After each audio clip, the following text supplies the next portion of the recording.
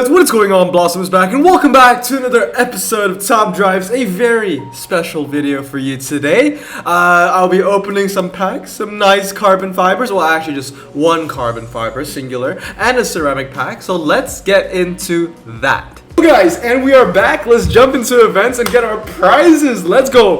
We got a lot of people in the stream. I actually do not have Discord open on my phone, so I just need to go off like memory. I know Leo's in here, Luke's in here, JB's in here, Uncle's in here, Chan is in here, Reese. We have Sleepy Thomas, but yeah, let's go with the ceramic pack. I ended up getting third on this. So let's see. Give me an ultra rare. I'm feeling an ultra rare. Actually, okay, and yo! Let's go! I'll take that. Add it to Dodge. Perfect. Hey, you got the yellow. Congrats. Yeah, Zonda Revolution Finals. I'm hoping for a legendary. Can we get at least one legendary? I never know. Who knows, right? All right, rank 2. I don't know. Yeah, I don't know what we're gonna get. Let's see. I don't think you'll get any legendaries. You know what? I'm feeling hopeful. For some reason, I just feel like I'll get a legendary from this pack. I'm not sure though. Trans Am, Audi Quattro. Let's see what's next. And a. Oh yeah! Wow. Okay. Two perfect packs. Okay, I'll take that. But are we gonna get a legendary? Oriented. And there's still one more card. Yeah, there is one more card. And a. Let's go, baby. Pagani's on No way, it's a legendary. Whoa. Oh, Reggie. Oh, dude, I'm gonna be like Uncle now. I'm gonna have like a million Range Rover V8s. That's actually really good though. It was funny because in the end I never used the Range Rover V8 in my hand. It was just like good on the motocross, and everything else it was kind of like just really bad on. So then I took it out. I mean, I would still rather have two than like, you know, not have two. Oh, dude, 100%. It's like the only like off-road GE car. It's like as niche can be, honestly. Yeah. But yeah, obviously from your streams, you spent the cash that you got from the finals to open ceramic packs, right? Mhm. Yeah, I'm not doing that. Well, that's rude. I'm going to be one-starring because it's to one-star a legendary is the same price as a legendary as a ceramic pack. So I want to see how high this thing goes. 239. It didn't change at all, right? 240, 23, Ooh. and wow, 2399. 2.399. Pretty good. That's pretty sick. I mean, Nope. I guess that's expected. It's the same as the P1 GTR, just without MRA. Oh, so MRI on this really bad. It's like 90. Oh, I mean, it's like yeah, I guess for a car of its stature, it's not the best. Given that the P1 GTR is like 105 or something, yeah, it's not Yeah. great. I agree. Lower for 97. Yeah. But yeah, anyway, that's gonna be the clip. Let's move on to the next. And we are back. So there we go, baby. The first legendary of December has been secured. I'm just happy I got a legendary in December because December is my favorite month of the entire year because that's when Christmas is, that's when New Year's Eve is, but most importantly, that's when my birthday is. So I really want to get at least one legendary on my, birth month, I guess. I remember December 2019, I didn't get a single legendary. I did get like a Charger Hellcat. I think I got like 2 Charger Hellcats in December 2019, but I got no legendaries. I got my first legendary in 2020, I think. It was the final day of January. It was the Lamborghini Reventon, remember that? But yeah, really happy. 2399. Obviously at the end of the clip where we're talking about how the MRA wasn't as good as we thought it was gonna be, don't think that we are attacking the RQ97 godly Zonda. We're not. It's an amazing car, it's just that we were comparing it to the P1 GTR. And the P1 GTR does a better MRA, but the Zonda is lighter, so pros and cons to everything. But of course, let me show you the hand I use because I am really proud of this one. So the requirements were 2015 to 2019 SUVs. At the start, I was sad that it was 2015 to 2019. You might remember from my reaction when I got the qualifier carbon. And why was because I really wanted the SQ5 to be omitted from the finals because I knew that this was going to be such a key car and it was going to be such a huge advantage for anyone that had it because it was an epic and it's a lot easier to max than any of the legendaries. And talking about the SVR, my bracket had a thing for SVRs. I'm gonna put an image right here. That guy was 3rd place And he had 3 F-Pace SVRs, 2 of them were 2 stars, and he had an I-Pace. It was literally a Jaguar hand, and I think he had 1 X3 M40i. So let me show you the hand I used to get me 2nd place in the Zonda finals. Let me know what your hand was and what place you got in the comments below. I'm actually really interested to see. But basically, I joined about 2 days to go. I used to like kind of join on the final day, but that trend kind of caught on, and now I'm seeing more and more big names joining at that time, so I'm just like, alright Chief, I'm gonna get out of that. So yeah, the hand that I use 3 legends. The first one was the Porsche Cayenne Turbo. It has an upgrade in the handling, so it's 3488. The main reason why was so I could beat other Cayenne Turbos in my bracket, and I could also beat the SVR, and some people had maxed out Range Rover SVRs, and you know, because they used to be epic, now they're maxed, and they had about 86 handling. This thing at 1 star hits 85, and it actually loses. Like, handling was a huge factor in this final, so I put a 1 handling into that, making it 88. This car was absolutely amazing. It killed it for me. As you can see, win ratio 82%, 324 races. The second legendary I used was the Jaguar F-Pace SVR. This one I managed to keep stock, but I'm pretty sure the win ratio on this is super low. 46%. This car was tanking for me. Like, it was getting all the losses for me. Like I said, literally everyone in my top 10 in my bracket had at least 1 F-Pace SVR, and most of them were upgraded. Some of them even had it maxed. But the thing is, you're putting a stock SVR next to a max SVR on any of the tracks, you're only going to lose by 50. So this was my strategical loss car.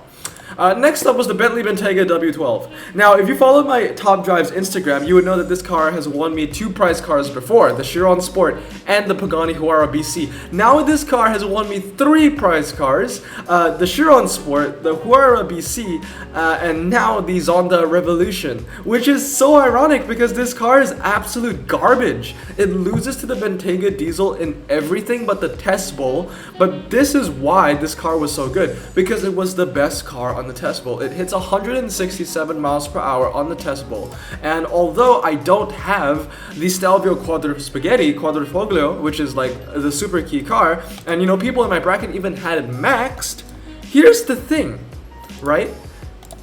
It beats a max Stelvio Quadrifoglio on the test bowl at 111. This thing hits 167. I think a max Quadrifoglio hits about 165. This one also beats the other Bentaygas, and it also beats the Epic Bentayga. The Epic Bentayga beats it everywhere else besides the test bowl, but at least I can say that the Bentayga W12 is genuinely the best car on the test bowl. So there was at least 1 track set with a test bowl. I was a god on that. Nobody could beat me, so I was really happy. The Bentayga W12 did actually come out. For the most part, it also took a bunch of losses. 72% win ratio, 640. It took a lot of losses when there was no test bowl and I had to put it on a drag with the Bentayga diesel, but if there was a test bowl, it was amazing. The next car I used was the Jaguar I-Pace. Now this one you would think would be also another car that would tank losses for me. No, this one, as far as I'm concerned, was actually the MVP. Now I know I said in my pack review episode that this wasn't going to be a key car for the finals, and it was actually going to be more of the Audi RSQ3. But here's the thing, nobody keeps the RSQ3. So nobody in my top 10 actually had the RSQ3.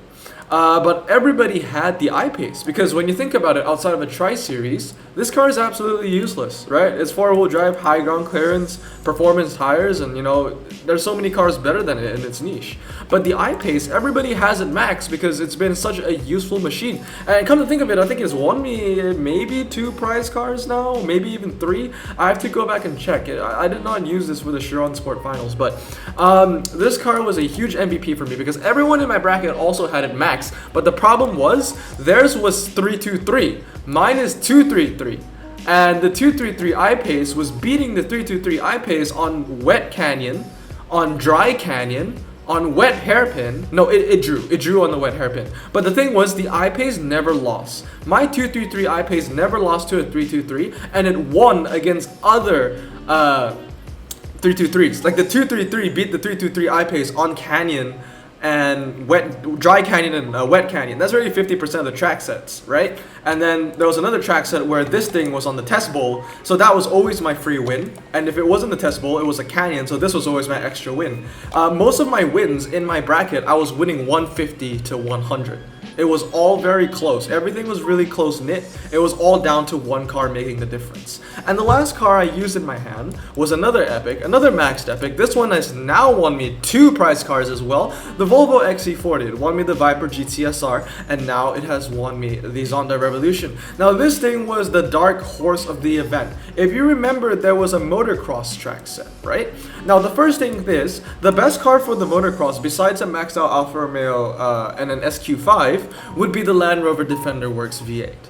That being said, I also said in my video that this was going to be a key car. That was the only mistake I said in my 2015 and 2019 video. This car did not end up being a key car. It was amazing for the motocross, but like I said in the video, I couldn't test all the Canyon track sets because you can't get them in single player. And when I initially joined the finals, I was using the Defender Works V8, as were a lot of other players, because this car is off-road tires, right? But because there were so many mixed track sets of dirt, wet, and dirt and asphalt, this thing really underperformed, and track sets I've learned, like Lookout, are more hybrid orientated than twisty. This car excels on the twisty and on the 100% dirt stuff.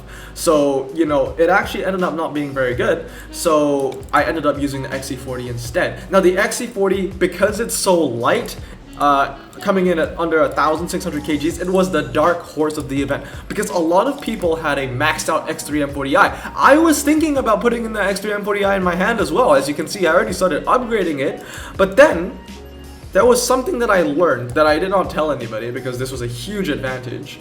The XC40T5 5085 going against an X3 M40i, this thing max is 3785 and this is 5085. The XC40T5 actually beats the X3 M40i on a motocross. When looking at the on-paper stats, you would never guess that, but after checking the times, this actually won. So this was a huge dark horse for me because the first place and the second place, before I became second obviously, they both had maxed out X3 M40i's and they had like maxed out Stelvios and they had maxed out F-Pace FDRs. But the thing was, the big changes for me was this winning motocross, that's 50 points. My I-Pace beating their I-Pace because my I-Pace is 233, so that was an extra 50 points. And then in the end, the last one I needed was really the Cayenne Turbo because the Cayenne Turbo is absolutely amazing. It would beat the SQ5 in some tracks maxed out. It would beat the SVRs. It would beat the Bentegas. So this was a really great car. It was only going to lose to the Macan GTS and nobody, Macan, not GTS, Macan Performance Pack. But nobody in my bracket actually had a Macan Performance Pack. So, you know, that was a huge plus for me. It was only the Stelvio that I was afraid of, and I would always just put my SVR against the Stelvio or other SVRs. This was the one taking all the losses, and in the end, it kind of worked out where I got to 150, 100, a lot of hands, and ended up getting second, getting the prize card. So that was my hand, another hand to add to the, I guess, Hall of Fame. I always remember all the hands I used to win prize cards, besides the one I won for the Project 8, because I did not deserve to win the Project 8. But yeah, that was it. So that's my hand. That's the new prize card I got. That's a great start to December. Obviously, after this video, tomorrow I'll be posting After Hours, and we're going to talk about what we're guessing what the next prize card is going to be. But with that said, guys, I hope you guys have a great day. Remember, stay safe, wash your hands, and blossom out. Peace.